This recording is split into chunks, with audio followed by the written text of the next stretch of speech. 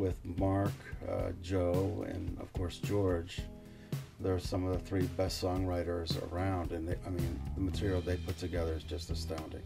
And the songwriting has been done by George, Mark, and myself, never in the same room, basically exchanging ideas via email or MP3 files. I think the perfect example is the last song that we wrote together. We had all agreed that we wanted to get something with a modified Bo Diddley beat to it, and so Mark had created that drum feel and sent it to us, and George immediately came up with a really cool lick for that and a title and an idea. And I took the title and the idea and wrote the lyrics to it, and Mark was not particularly on board with it at the time. so you know, again, it wasn't anything personal, but so I said, well, look, I really like this, let me work with my band with it and see if I can come up with something. So I talked to George about that. Well, anyway, a couple of weeks after that, we got an email from Mark saying, move over, girls, I'm weaseling in. And he contributed one, he fleshed out the chords, built a bridge for it.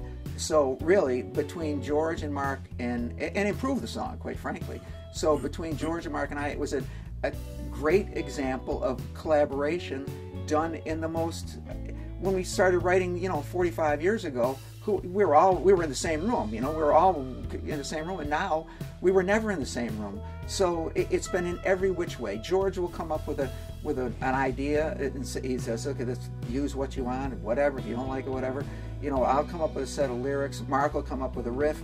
It really, every which way, it happens, and we don't put any guidelines on it, we don't put any rules on it, and we try to leave our individual egos, and it's very touchy because we're dealing with creative people that, you know, you may have an idea and the other person may not get that idea. Doesn't mean that the idea is bad, it just means that it's not connecting with the other person. So, but you gotta tread carefully because we're all old friends and we're all creative, but yeah, it's been fantastic. The short answer, it's been fantastic. We've always collaborated, and we've always been actually good at trimming eccentricities. No one was allowed to go too far in the wrong direction in this band. Good way of putting it. And it's just amazing. It's, especially this time around, much more so than previously for some reason for me. Everything that Joe would evolve would always just end up being the right thing to do. Everything that Mark would have evolved for a song was always the right thing to do. In the end, there was a perfection of thoughts on each song. So personally, I was really, really pleased.